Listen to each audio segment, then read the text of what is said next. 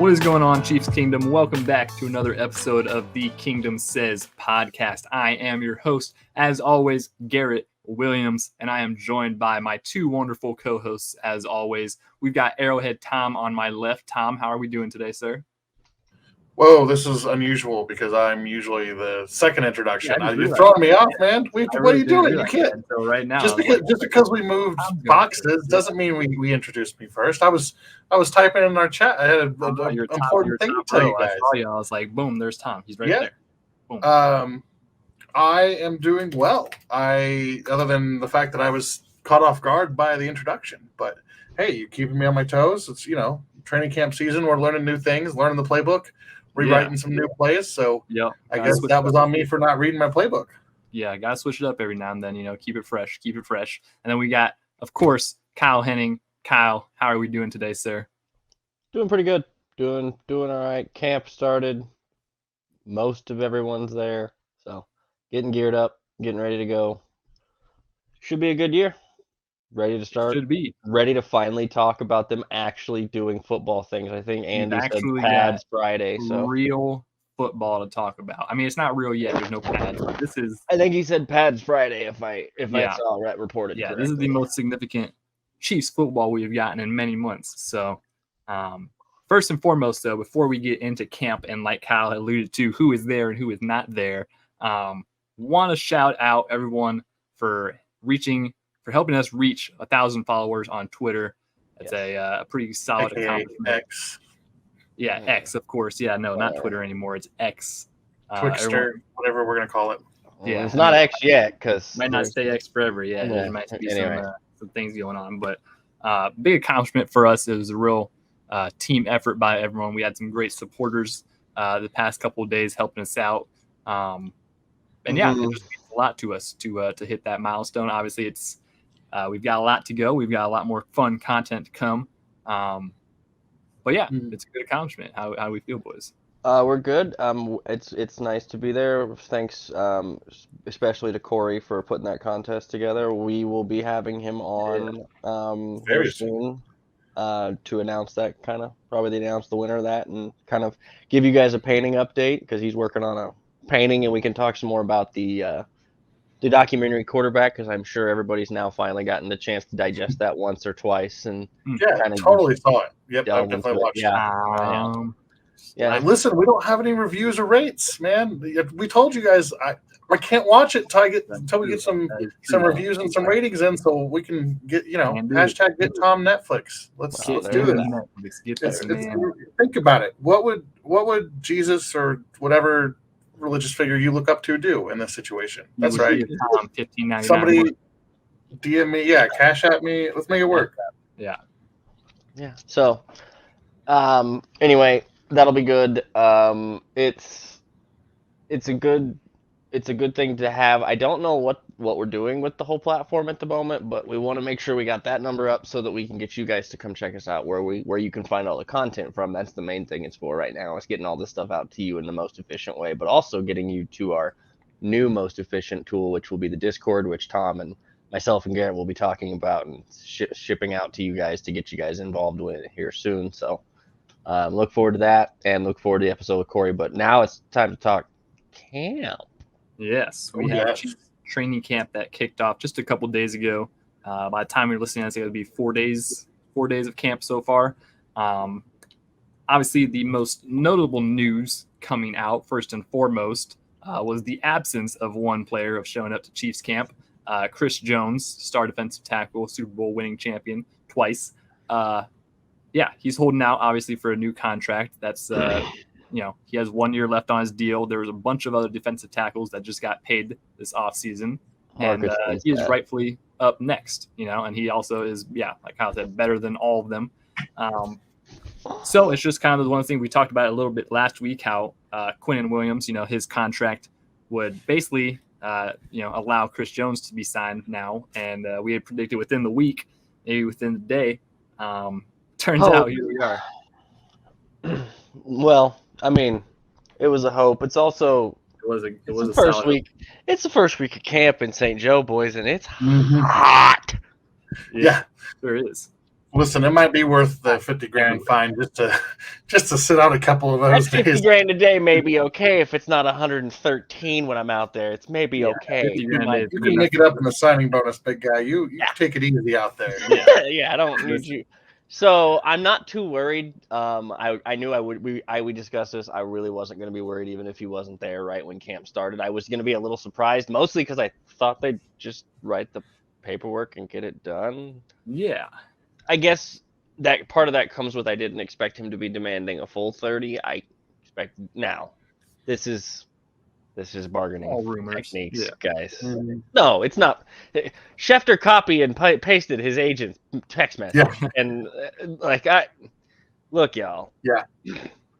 You know what comes out of where when you read when you read the places, when you read the information, if you know what you're looking for, that information from Schefter came from the agent side, and the stuff that came from, I think it was, who was it? Rap or whatever. It'll sound very different because it'll come from the team side. No kidding. Yeah. The thing is, the Chiefs, like I said, until the first preseason game, until even, and maybe even a little bit after, but really until that first preseason game, he misses that. Then I'm like, all right, what are we doing? Why are we still doing this? But like I said, that first week and a half in St. Joe, and it's 100 and whoo-hoo. No, I don't necessarily. Although I don't think it's going to get much cooler as it progresses, but still, you can shave 7 or 10 of those practices off your timeline. Yeah. No, the hot. Thing is, it's not out here. It's hot everywhere. It's extremely hot where I am right now. Yeah, no, I saw a bird blowing on a worm before he ate it earlier. Yeah, it was just whoo. It's nasty outside right now. So but yeah, like Kyle kind of said, like, and really, he doesn't. I mean, does he need to be to motivate other guys? There's not the other guys, much of a concern. Really, he need to be there. Chris Jones not being there is just opening opportunities for other guys. Obviously, he knows the playbook super well. He's been there multiple years under Spags, so he's not really missing anything. He knows exactly where he needs to go and what he needs to do. It just opens up. I don't know, guys. Are we sure we don't want to do something like some of the Facebook groups suggest and trade him for T. Higgins and a second-round pick? That's what Madden said I could do. Yeah, well, thank God. God. Madden never lies. So, first of all, John, for those of you who did that was all. If you're not watching, again, if you are just an audio listener, we appreciate your support. But come check out our YouTube video or YouTube as well. Yeah, because you can see the look on my face when I say that and know that I'm not being serious. Do not trade Chris Jones. Stop it. Yeah. Well, and I think there's no concern over Chris Jones not being a Chief this year, right? Like that's not.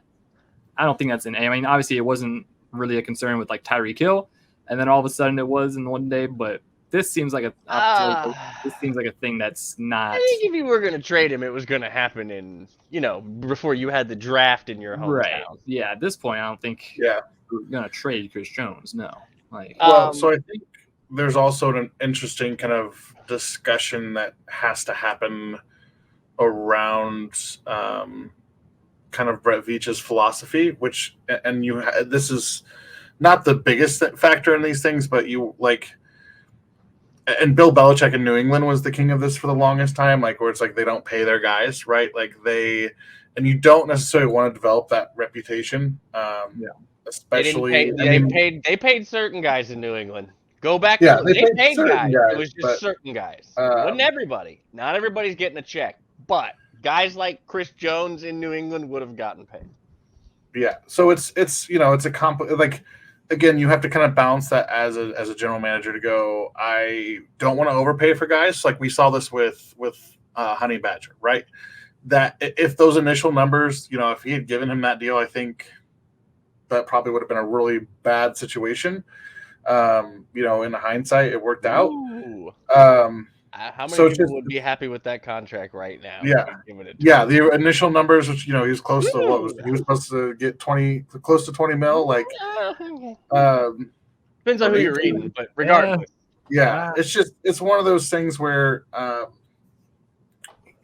and like Kyle said, it's leveraging, it's negotiating, but again, you don't want to develop that reputation as we're not going to pay our guys. But the Chiefs do have a lot of guys who are coming up on second contracts, and so it's Chris has already had two from us. Yeah. But also, and third contracts with the same team is rare in the NFL. So again, that's where we get into the conversation of Chris Jones' all-time legacy as a Chief. Totally different thing when you're talking about a guy who's that dude at his he's unequivocally the leader of your defense, and he's a top 5 player in the league, and he's coming off a like career high sack season for him, and like okay, I get you don't pay for past, you pay for coming, but he's also 29, guys. He's not 40. He's not ancient. So I think they'll get the deal done. My only question is, I think it's more. I wonder if it's more how many years versus what the number is. Honestly, I don't. I'm sure the agent's probably going to want 5 years, and I think the Chiefs are more comfortable with like a 4 or 3. Probably closer to 3 than 4. Yeah, but I would say they probably split the difference and end up at 4. I think if you're Kansas City and you're like, well, he wants 30 and they want 5. Okay, fine, you can have 5 years, but that 5th year is an absolute funny money. Haha, woohoo! It's not real. That is an imaginary. That is a whole bunch of. That's the back like year of Tyreek Hill's contract in Miami, where it's like that's never happening. Yeah, that is never happening. Yeah, that is something to consider. Because I think the back end of Tyreek, it's like he's a $50 million cat. It's like no. You know, the thing that I kind of think about when Tom was talking about Brett Veach's philosophy as a general manager, the general manager that Brett Veach, kind of came up under with the past couple years before he became general manager, John Dorsey, he was kind of infamously known for paying guys, a little bit past their due. And obviously the Chiefs and Brett Veach had to recover from that cap hell that they put him in. Which, it's a little bit different situation. Like one was bad luck. The rest of that was bad deals. Yeah. It was kind of just some bad situation. I mean, Eric Berry obviously got hurt. Bad luck. That was the whole thing. Justin Houston ended up getting hurt a little bit, but still, it was just one of those things that the Chiefs at that time with John Dorsey were a little more willing to pay their secondary kind of stars, if you will. But they didn't have the quarterback at that point either. That's the thing. Yeah, they didn't have a quarterback to pay. They didn't have a star tight end like Travis Kelce to pay super money. By the way, is hilariously underpaid, but that's okay. That is true. Yeah, but it's just to think about how much. But is okay with it. I don't know how many times he has to say that. Yeah. I don't know how many times all these guys have to say it without Mike Florio making a angry tweet about it. But they want it to be a problem when it's not, and that's Mike Florio works for the agents as much as he works for the league, guys. Come on, he's trying to get. Huge. Yes, all these like I just told that's you. That's right, Mike Florio. We'll fight you on the podcast. Copy and pasted the agent's text messages, basically. Like we've seen that before. 5'7". Now, I will say this: I would take Schefter over Florio in a heartbeat. Florio is extremely annoying, beyond belief. Schefter's jacked but, too. So I mean, that's fine. Florio's just a little. It is what it is. He was supposed to retire when Tyreek played another snap. So you did say we're still doing Florio do be saying things, huh? But to kind of sum up all of that, to kind of sum up all of this look, guys, Chris is going to get paid. Aaron Donald is what, 30 million? Is that right? 31? I think it's 31.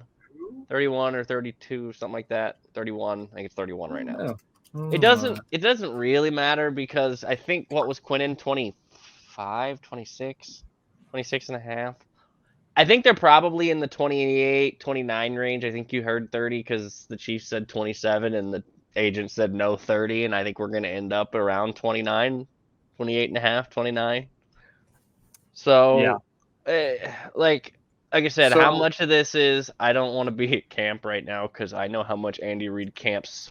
I mean, he's done 7 of them at this point. 7 of them, something like that. Yeah, he's like, I think I could do something else for 2 weeks that would be less painful than that would still get me ready. Exactly. Quinnen Williams was the last. Who's the number 2 paid defensive tackle? Is it Q? Yeah. Yeah, Q just became the second. Right. Before him, it was what? Because it was Simmons? Jeffrey Simmons right before that, I believe. Yeah. So who passed someone else who got paid like 4 seconds before that. Yeah. So Aaron Donald is averaging, his AAV is 31.6. Yeah. Here's where I think that there is kind of some conversation. Where's right? Quinnen's? Quinnen. It's like 26 and a half. I think this is like I think it's like 24. I'm looking it up right now. No way. I was a little surprised at how low it was. So second payest defensive tackle, highest average is 24 million. So it is a pretty big jump in terms of like being the number 2 guy. But when you think about level of play, it makes sense. And I think that's probably where the Chiefs have a little bit of room to stand on and say, hey man, like, Aaron Donald is one thing. The next guy, like you could pay him 28, 29 million a year, and he's going to be the second highest paid defensive tackle by a pretty good chunk. So again, some of it I think is leveraging and negotiating. I don't necessarily, I'm not super worried that it's going to be a situation where, it goes sour. I think Chris wants to be here, which is the biggest thing. And they'll make it work because he is it's gonna work. a pretty important. And you think about how long he's been with this team, right? This is what was he at 2014? Andy's second draft class, or was he the third? He's been a mainstay on this team for a while. I think, he was 2016. Wow. 2016, the year before Pat. Yeah, the year before Pat. So, but he's been around for a while, and that's. I think it's important. This will be your second. And that's the guy who he's definitely in the prime of things, right? Like again, 15 and a half. This is when you keep the dude. It's the next contract you can't give him, but you can't have this one go too long or be too big, just in case he has something happen.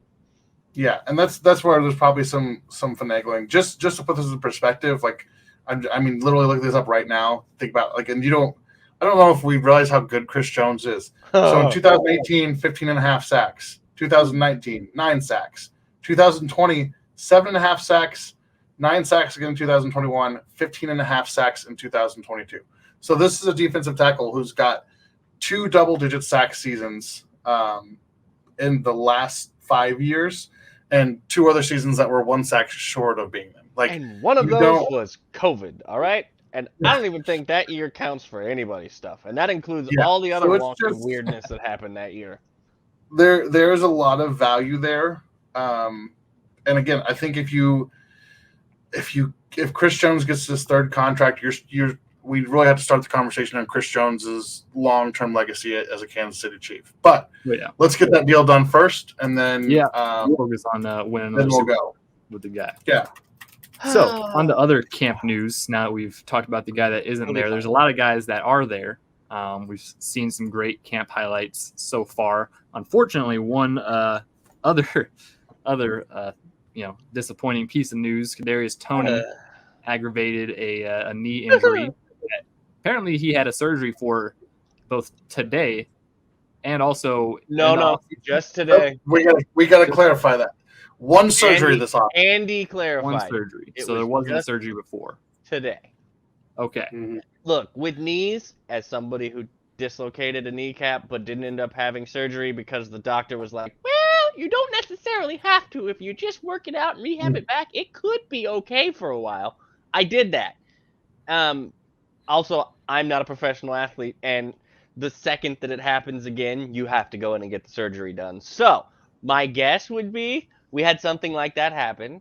He went in, there's some cartilage floating around in there because I have a little piece floating around inside my knee. Occasionally, it gets stuck in a weird spot. And when it does that, your whole leg shuts off. Like the whole knee doesn't work. It's just like, and you just kind of fall down. It's not fun. It's really weird. Find some better doctors, my guy. No, it's okay. It's fine.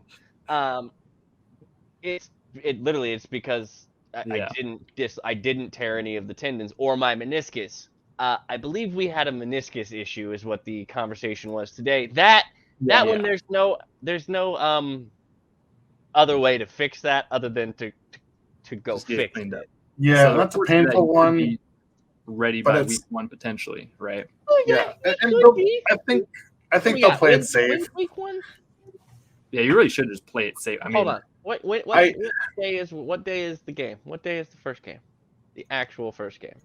September something. 7th. 9. I mean, there's enough time in theory, but I think that realistically, the Chiefs are going to play it really cautiously with. Yeah, I mean, if I'm the Toney. Chiefs with Kadarius Toney, like maybe week 2 or week 3, if there's any sense of any kind of injury with him throughout the season, just ice him. Like That's 6 all you weeks. need I that probably guy wouldn't for bring is him back playoffs. till week 3 or 4. Which at Yeah. that point, do you pup him? And then if he in- re-aggravates something or if he has another tweak or something, just ice him some more. We all like his biggest value for us would be the playoffs. Like that's Well, what we their need. weird stuff with the injury stuff now is you can have guys come on and off IR. Like it's a whole deal Yeah. now where you I can mean, do stuff. We'll probably But- see. And they place him on the pup list or no? I don't know if they've put him on pup yet. I didn't see a roster movement. I don't know. I didn't see Yeah, I'm not anything. sure I if would they've done that, expect them to have to do. I don't think they have to, and until they have to make a declaration on him, they're not going to. We know anything about this franchise. If they don't have to give you information, they're not gonna. Except Travis Kelce, apparently, which is how a lot of this conversation came to be, where it came out to be where, oh yeah, that may be more of a knee injury than we thought it was originally, because Travis kind of said it in the interview, wasn't sure how long they were going to be without him, and then all of a sudden it was like, oh hey, surgery. Yeah, it turns out, I guess since Kadarius Toney participated in the first practice, that he can't be put on the pup list. So Yeah, so that's he's some either ready finagling. by week 1 or they have to keep him on Or that he's roster. on the roster, or he's on. I guess he has to start, and then they have to bring somebody, and he can be IR'd right after. and Yeah, then I think brought they back. can put him on our after cuts. That's all right. There's some wide receivers on this roster that. Yeah, aren't that'll gonna- be something that we will talk about a lot. Obviously, best wishes to Kadarius Toney. I think he will heal up and be fine, but it just opens. We know what we have in Kadarius Toney. What we don't know is all these other young guys that we got in there. So We know they just he's get good more for reps. some plays when he's on the field. Yes, we know he's great for being there when I he's mean, on. and listen, I think I'm as big of a Kadarius Toney fan as they come. It's disappointing. It's been a fair criticism, right? The injury concerns, but sometimes it's luck. Sometimes, the way that he does move, like if you watch it, like the man moves in an unnatural, unhuman way, and that puts strain on your body. And so I think for him, especially as a young guy, learning how to when to dial it down a little bit, like it's one of my favorite things about him is like he has this elite skill, but it also destroys his body. So just learning, you don't need to be doing, I could see him probably doing some step back cut or whatever in practice. Like just chill, bro. Field the punt. Take the mental rep and keep going. We need Bobby to give him a call ASAP.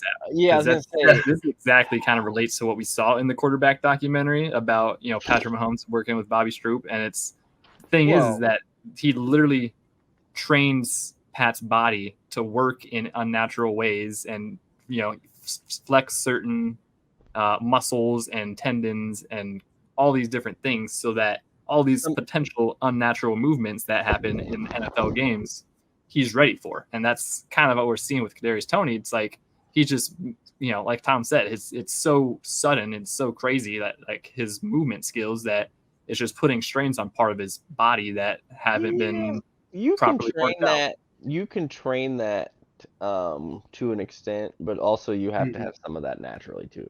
Some people just have naturally better health. Yeah, that's true. I mean, it's in the genes, But there's definitely ways you can work on it and train it and whatnot. And we, like you said, we saw that in the documentary. I would have thought and would think that Kadarius would probably, after watching that documentary and being around them and whatnot, go, hey, how do we do that?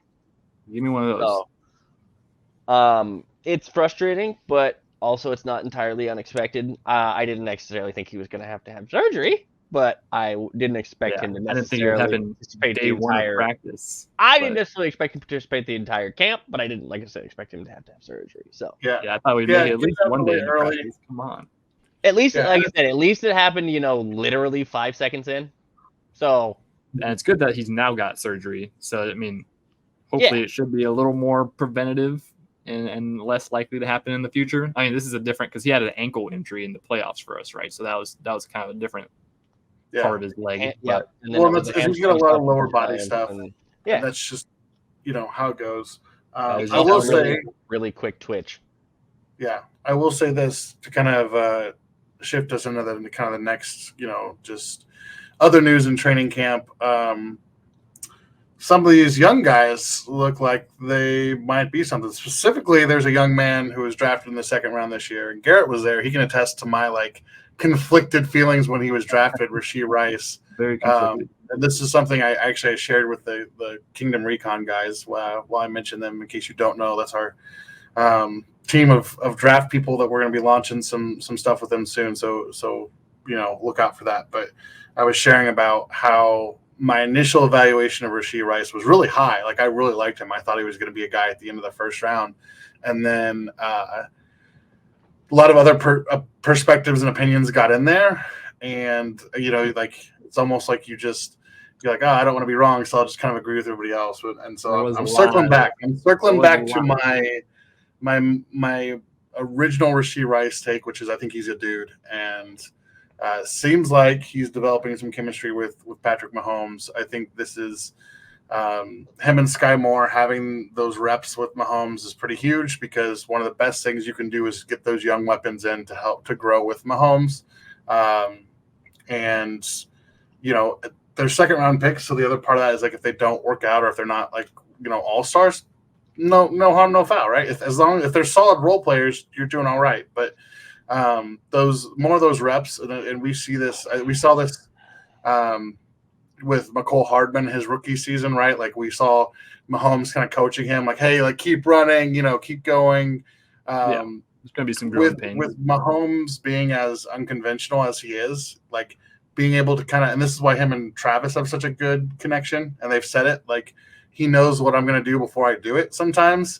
So getting on that same page with Mahomes, or at least as much as on that page as you can, I think that it's hard to do, because I think Mahomes just sees things in a different way than what any conventional football player has. And so learning those things, I remember and it sticks out, one of the things in high school, right, that they taught us is if you run your route as a wide receiver, not that I was running routes as a wide receiver, and your route's done and the quarterback hasn't thrown the ball, you need to run back towards the quarterback, right? Make your way back, your way towards the play, so that you could, hopefully uncover and get there. So that kind of backyard mentality and getting adapted to that is huge. But it's a big part. Seems like Rashee Rice has made some catches, and Sky Moore's been confident and making plays. And then, of course, preseason superstar Justin Ross. Buy the jerseys, folks. Buy the jerseys. Buy the jerseys. We might as well just, put them in Canton now. Might as well. Guys, I don't know if anybody noticed, but other than MBS and Ancient, now I'm calling Justin Watson Ancient, the wide receiver core is all 16. Some young James is a little experienced. Yeah, James but experience. But the rest some of young these guys. kids are second year practice squad, never played in the league.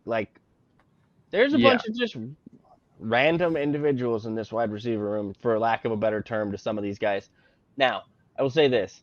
They have a bunch of dudes. We've seen a bunch of Sky. The media the social media team from the Chiefs cannot get enough of Sky Moore catching passes. I'm not surprised by that. It's his next year in the offense. Some of the people in front of him are not there right now. He's going to get featured more. I expect him to be there. He has the skill set. It's just a matter of learning. He lined up in the wrong formation in the Super Bowl, and they still scored a touchdown because Kadarius and Pat and everybody was like, oh, well, screw it. Just run it, but you're not. All right, do it anyways.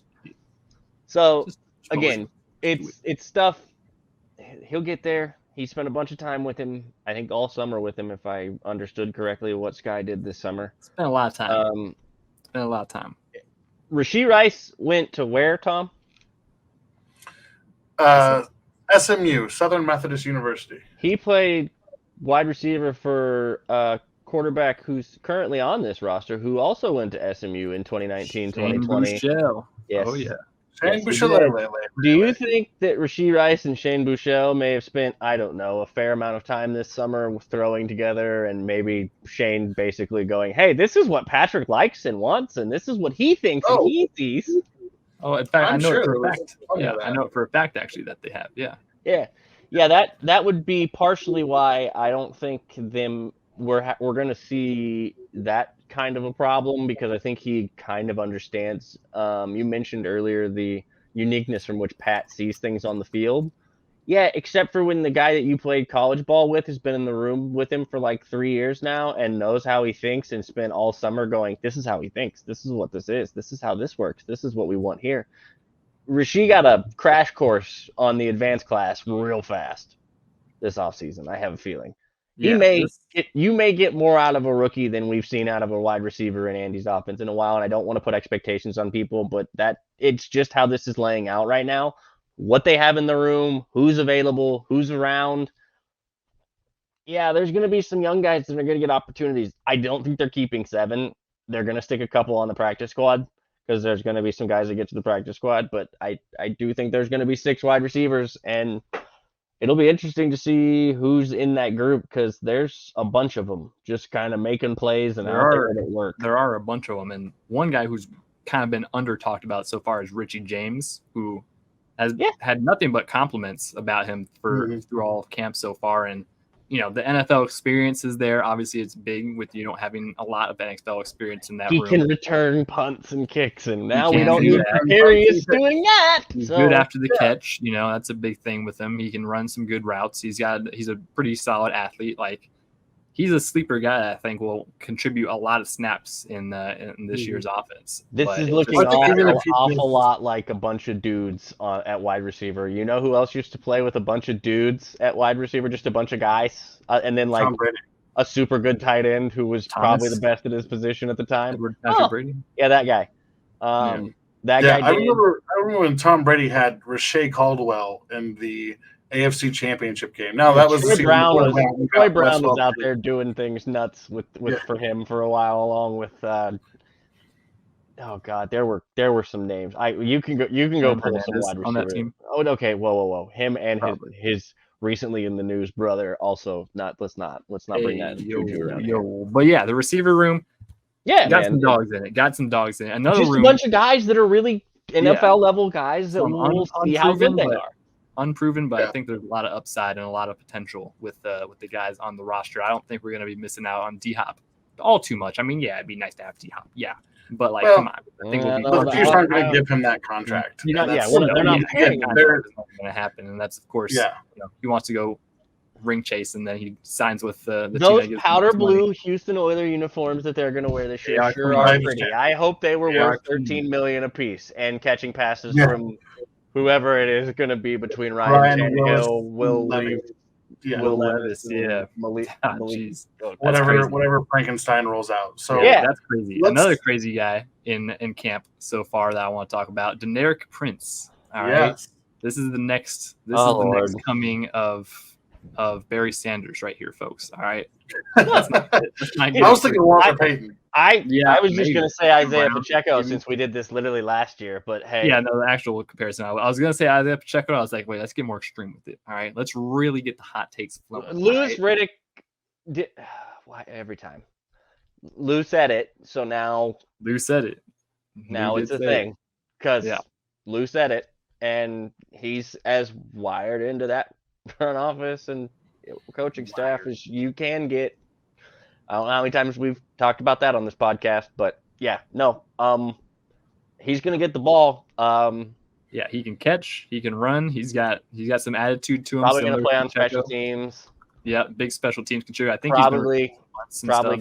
probably gonna see him in multiple facets. That may be the nail in the coffin for Clyde. Yeah. As far as now, they're probably going to keep 4 running backs, so he may get to live in that aspect, but until they trade him. Yeah, until they potentially trade him. So, I don't know. Although, who knows, man? It's a running back thing, and in Andy Reid's offense, it takes a snap for somebody to get dinged up. We kind of said a similar thing last season about Clyde, and then he came out week 1 and had like 2 touchdowns and looked like a run. Andy Reid's offenses, man, it's been that way for his whole career. It's like, do you remember when Spencer Ware went nuts after he was like written off and got hurt, and then he came back and like went bonkers for like another again? Yeah. Yeah. And then the same thing happened with like Sharkhandrick West and like 7 other guys. It's just how the running game is in the NFL, which is partially why the running backs can't get paid for squat right now, and had a Zoom call the other night about it. But other than that, I mean, we had Derek Gore popping off for like 100 yards that one time. Like, you know, look, man, I I feel bad for running backs because they're under contract through their prime and to the end of their shelf life, and then they're like, why can't we get paid? And everybody's like, well, because there's like 7 more of you right there, and we got a couple undrafted free agents back here that we can pay. You guys are basically done now as far as the top end of your career goes. Like, there's 1 or 2 of you that might be special and go another 4 or 5 or 6 years, but most of you are done now. The biggest thing, he's got to adapt your game, and Christian McCaffrey is like, deserves a second, third contract because he's changed into like a hybrid. Yeah, that's great. Stay on the field, Christian. That's true. That is true. Yeah, but I'm not paying you 16, 18, $20 million. I'm not paying a running back, and I'm not drafting one in the round 1. That's what I'm saying. That's all I'm doing. So I think we're done with. I think Brett is done with that thought experiment. I think we tried that experiment. We said let's see how cute we can get. He keeps pulling him out of the 7th round and undrafted. Yep. And how cute can we get with it? Let's not get cute anymore. Oh, hey Tom, I had a question. Yes. Real quick while on subject running back. Hey, where's Jonathan Taylor? All right, he's on the pup list. That's right. The same place that Clyde's been the last 2 years. Nope. Currently, Clyde is active, and Jonathan Taylor is on the pup list. First time. All right, first time you get that one. It only took 4 years.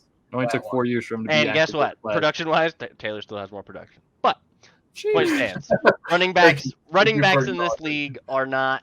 It's tough, man. I feel bad for them. They're in a tough spot. It's tough. The CBA really needs to change contracts for running backs, just like they need to adjust for contracts for quarterbacks, because Justin Herbert just got paid $53 million. We'll get there. We'll get there. Hold on. You're not going to let me talk about Deneric Prince? You're going to say, go ahead. Deneric the Prince Peyton. Yeah. I had to stop you from talking about him for a little bit because we only listened to you talking about him for like 3 months before the draft. You know that I like draft stuff. You know that I like running backs. Mm-hmm. And you couldn't have Bijan, so you had to go look elsewhere because we told you couldn't have Bijan. We were dreaming. No, you were dreaming. Here's what I want you to think of, and you're gonna go, wait a minute. Okay. It's a guy who's had a surprisingly long NFL career. So Latavius Murray, that's who I think of when I just very annoying to tackle.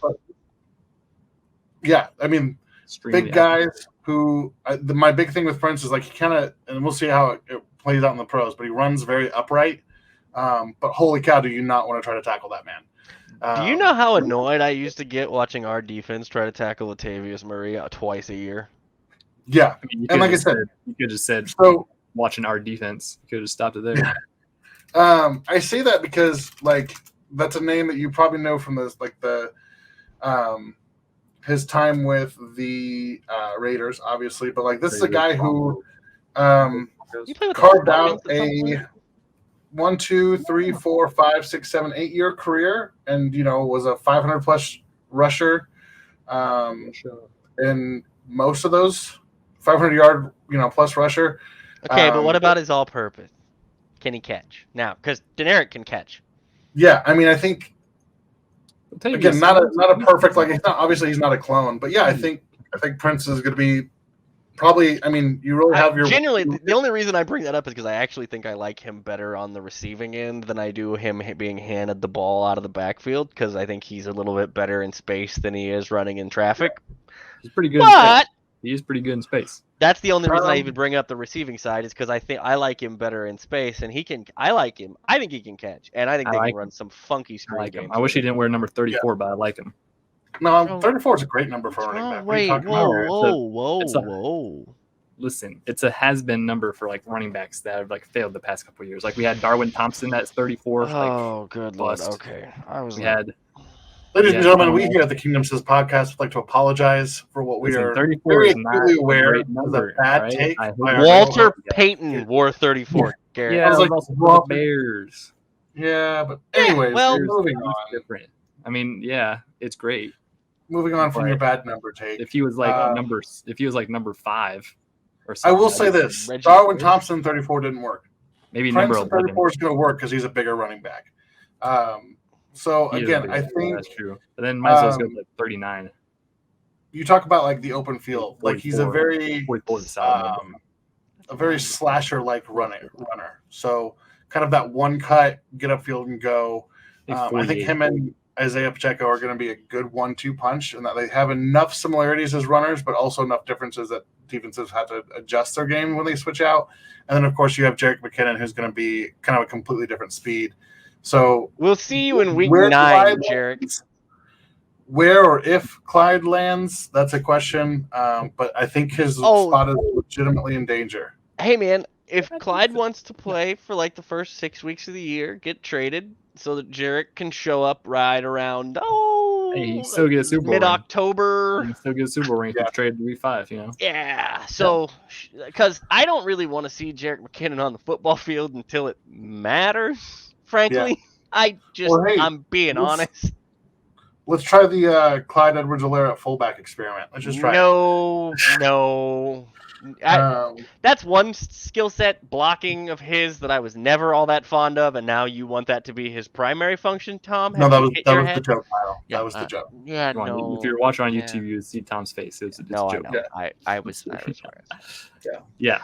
All right, let's hop over to some other young guys on the defensive side of the ball that have been making some noise. First guy I'm gonna shout out is old 7th round pick Nick Jones out of Ball State. Has been making some waves. Also hard state. Yeah, that's someone who very underrated. Not many people even not knew to be confused with Bald State, where Tom graduated from. Oh snap! That hurt.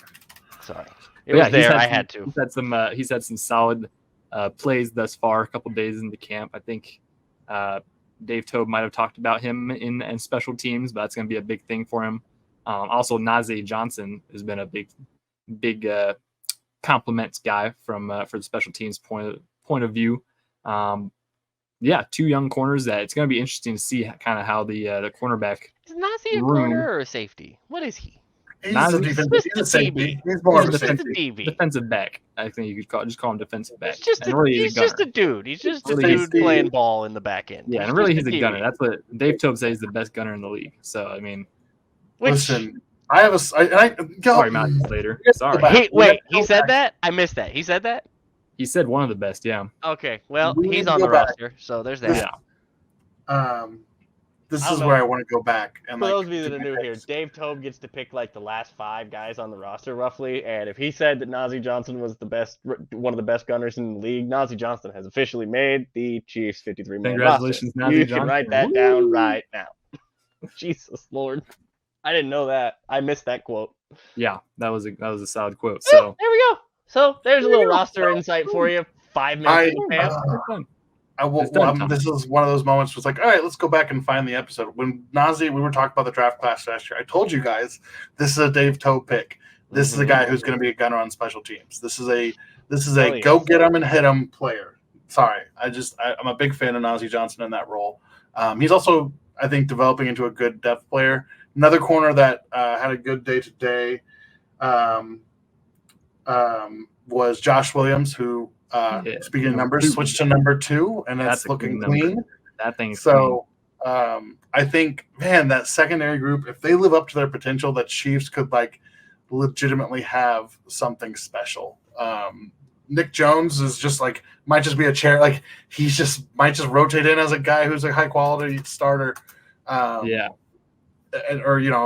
Backup. But it's crazy to think that those young guys are all going to be kind of growing together over the next couple of years. And just, there's some excitement there to see how all that plays out. So, lots of young guys in that secondary to watch. Little side note, I just thought about another guy in that defense that's going to obviously be on the team next year in the secondary, Jalen Watson. He didn't change his number this year, did he? He didn't change. He's staying 35? Because the NFL did allow players to wear number 0 now. Ain't that correct? And he wore 0 at Washington his last year. That would have been sick. I'm just saying. Continue with the. That's just me. I'm curious to see. And Deneric Prince could have maybe won 35, and then it would have looked good. Which room's going to be younger? It's going to be the corner. The DB room is going to be considerably younger than the receiver room, right? The DB room is pretty young. Yeah, the DB room. Again, For the Well, our second, defensive line room is getting younger. our mean, defensive line room is young at the moment as it currently sits, because there's Yeah. what we talked about earlier with Chris, but it's Ominahue, Dana, and Bunch of young guys. Yeah, Karlaftis, King Felix. second year, first year, Turks Yeah. on pup. There was some guy I not saw. active right now. There was some guy I saw in one of the Chiefs Dietrich videos. Wise, is that who's getting snaps right now? Is that who it is? That's somebody. That is a player who I'm sure has. There's no way Dietrich Wise is on our team. There's a guy. There's number 92. I forget what his name was, but I saw him in one of the Chiefs videos. Bro is like a mountain. Like he's huge. I saw this guy walk. Is that Shelton? No, it's not Shelton. Shelton's small and big. This guy, tall and big. He was big. He's like 6'5", 315. I think he was. I forget who it was, but he was. Sorry, it's Daniel Wise, not Dietrich. It's Daniel. My apologies. According to the Daniel Wise, number 96 is who I was referring to, not Dietrich. I'm thinking 92. Who's 92? I forget his name. 92. He's someone you've never heard of. Well, but he's huge. That used to be. It's not who it was, because it used to be Tano Passanio, who was like 17 feet tall. Phil Hoskins. Phil Hoskins. Phil Hoskins? Yeah. Phil, whatever Phil Hoskins is. He's huge. That's who he is. Oh, yeah. That's the dude. Yeah, he's 315. He's a big boy. He was in one of the walk down the camp when they were all coming out from practice when it was like a rain delay. And he was 2021 7th round pick of the Carolina Panthers. Yeah, we probably talked about him like one time. We probably had one mock draft with him. No, probably I don't know that guy. I don't know. So Phil Hoskins, the guy. Yeah. But yeah, another position to talk about that I think is pretty notable this year is the linebacker position, because we have another young guy specifically. In that room. I was thinking older guy, not young guy. Not a draft pick, a free agent that we picked up, Drew Tranquil. You're giving Drew young guy status? Drew would be very happy with you. Drew will take that. Drew's been in the league a while, my guy. How old is he? 28.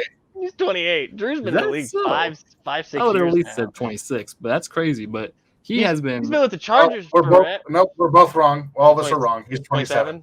I was say, he's been with the Chargers for like 5 years now. Close, kind of. So yeah, he was with the Chargers for a while. And we saw some good stuff out of him from the Chargers, and now I hated that dude when he played for them because he was really good at football. He was a dude that could. You know who else loves Drew Tranquil? Nick Bolton. Well, Nick Bolton probably doesn't hate it either because now he doesn't have to be on the field when he doesn't really want to be. Exactly. But no, the guy that really likes him is Steve Spagnuolo. If you watched his press conference the other day, yesterday, was it yesterday? Yeah, I think it was yesterday. Yesterday or the day before. Whoo! Spags could not help himself. It was like. I believe the phrase, it was honeymoon. Looked like a honeymoon is the phrase. Yeah, because he right can play afterwards, all the linebacker positions. Spags could not stop talking about Drew. He's like, man, and he just did this and that, and we and then this he's guy, had to watch him for the past 5 years on the other side of the ball. So it's like sure, Andy's happy to not have to game plan around him. A guy like that, a guy that's a unicorn that can just play wherever you need him to. So that's pretty solid. And like we said, it'll help Nick Bolton out with not having to be on the field when he doesn't need to be. It'll give Willie Gay some less pressure to succeed. And I think it's a really solid just overall signing. Do you like him, Tom? Do you like Drew Tranquil? Hate him. Absolutely can't stand him. Want nothing to do I like with him. that he's a linebacker. Number 23. Say about him. Yeah, I don't like the fact that he's wearing number 23. That's a bad choice for a linebacker. That's a really cool linebacker number. I won't lie. No, that's a secondary number. What are you talking about? Anyways, I think it's interesting because he's on a 1-year deal. Willie Gay's in his last year. Willie's got it. I'm gonna watch his back a little bit. Yeah, I think reading the tea leaves, they're gonna keep Nick Bolton. They're gonna keep Nick Bolton, right? For sure. But at least they're gonna do their damnedest. And I think there may be a little bit of you don't want to go into the next offseason losing both two of your 3 starting linebackers. Obviously, you have Leo, who's hanging around and is going to get some work. Rushing passer. But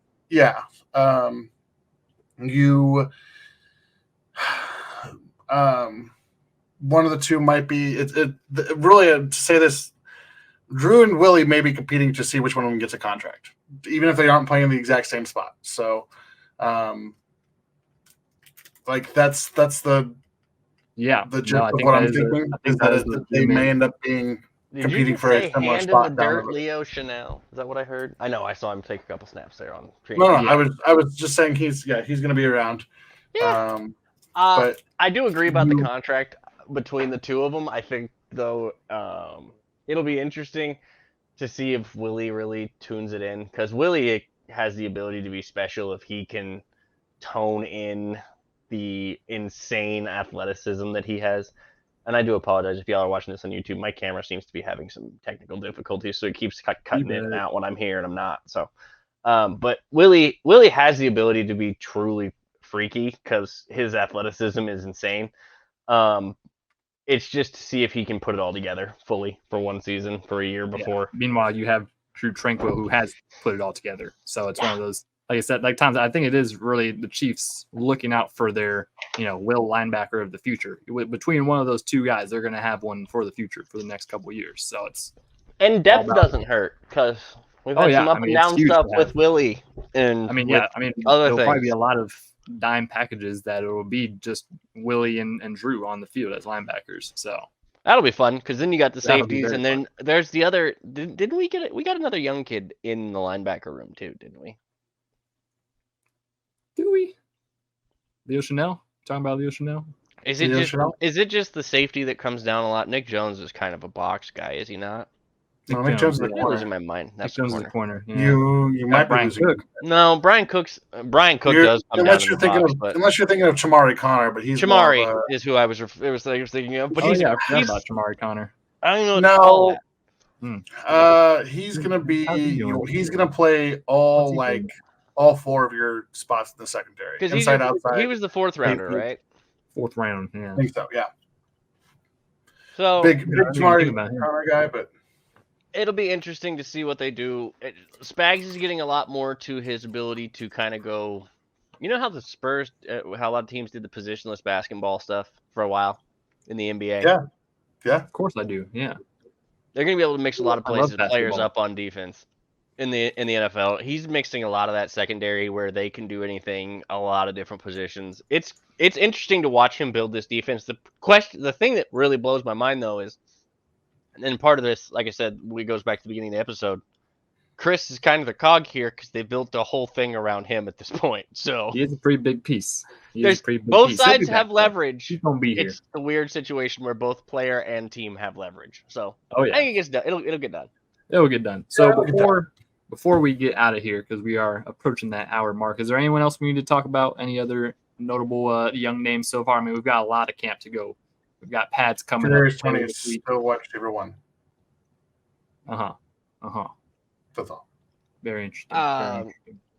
The camp battles will be fun. Watch the young guys really pay attention. I want to see what Felix does and how he develops. Yeah, I haven't heard much about Felix thus far. We haven't put the pads on yet. No line play matters when they have no pads on. What are you gonna do? You can't grab once we get them one-on-one drills going, we're gonna see him torching Donovan Smith. Am I right? Well, Mike Dana go read Jeff Allen's quote tweet of that. Mike Dana didn't win either of those reps, but that's true. Yeah, I believe that. It's a drill. It's not. Dana was offsides on one and pushed around the top on the other. That is called 2 wins for the offensive line. I think he hit. I think he grabbed. I think he would have hit the hand with the bag. His hand, but I don't know. That is true. It is what it is. The line play, like I said, is really hard without pads. There's nothing you can really do. Yeah, exactly. That's really the last. I also hate one-on-one drills. It's really team play drills because you're never going to be really one-on-one with your line. Even when you are one-on-one on the line, everybody has responsibilities and help tech and all these other things. Yeah. So it's tough to do, but it'll be interesting to watch the development of the pass rush and the young guys and see how they be kind of meld and mesh together, because that's the thing I think is going to be the most key, and what that looks like when their leader comes back.